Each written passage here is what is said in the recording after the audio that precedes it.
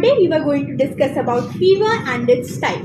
So सबसे पहले हम जानेंगे कि फीवर क्या होता है। जैसा कि हम सबको पता है कि हमारी बॉडी का एक नॉर्मल टेम्परेचर होता है जो कि होता है 37.6 डिग्री सेल्सियस। बट जब हमारी बॉडी में इन्फेक्टेड पैथोजेंस जब हमारी बॉडी में एंटर करते हैं लाइक बैक्टीरिया एंड वायरसेस, तो हमारी जो बॉडी का टेम्परेचर होता है वो इमीडिएटली राइज होकर 100.4 फ़ारेनहाइट और उससे अबव पहुंच जाता है। इट मीन्स हम लोग फीवर से सफ़र कर रहे हैं और इसी चीज़ को हम लोग फीवर कहते हैं।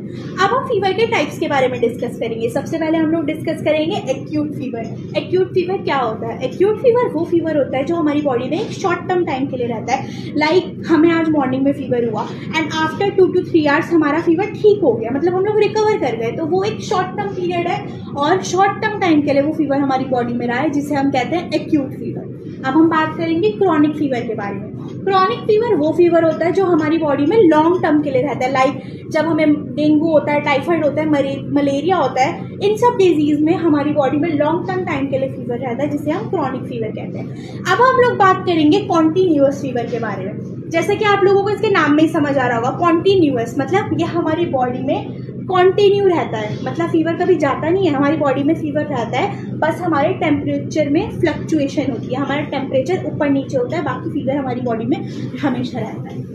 अब हम बात करेंगे रेमिटेंट फीवर के बारे में। रेमिटेंट फीवर वो फीवर होता है जिसमें हमारी बॉडी का जो टेम्परेचर है वो फ्लक्चुएट होता है, मतलब हमारी बॉडी का जो टेम्परेचर है वो ज़्यादा होगा, कम होगा, बट कभी भी नॉर्मल नहीं होगा। जैसे कि मैंने आपको बताया था कि हमारी बॉडी का नॉर्मल टेम्परेचर क्या होता है, 37.6 degree Celsius. But in remittent fever our body temperature fluctuate but never returns to normal.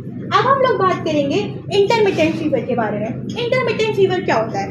In this fever हमारी जो बॉडी का टेम्परेचर है वो इमीडिएटली राइज होता है, मतलब एकदम से बढ़ जाता है, बट इन 24 आवर्स हम लोग फीवर से रिकवर हो जाते हैं। ठीक है, अब हम लोग बात करेंगे इन्फेक्शियस फीवर। जैसे कि आप लोग इसके नाम में पढ़ सकते हैं कि ये है इन्फेक्शियस फीवर, मतलब जब हमारी बॉडी में इन्फेक्टेड पैथोजेंस एंटर करते हैं like bacteria and viruses, because of it हम लोगों को इन्फेक्शियस फीवर होता है।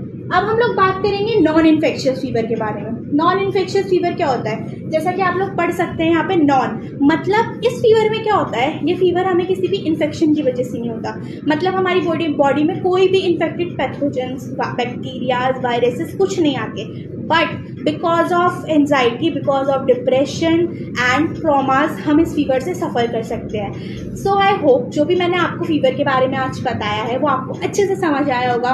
एंड इफ़ आपको कोई भी डाउट है तो आप कमेंट सेक्शन में पूछ सकते हैं। प्लीज़ हमारी वीडियो को लाइक कीजिए, हमारे पेज को सब्सक्राइब कीजिए। Thank you so much.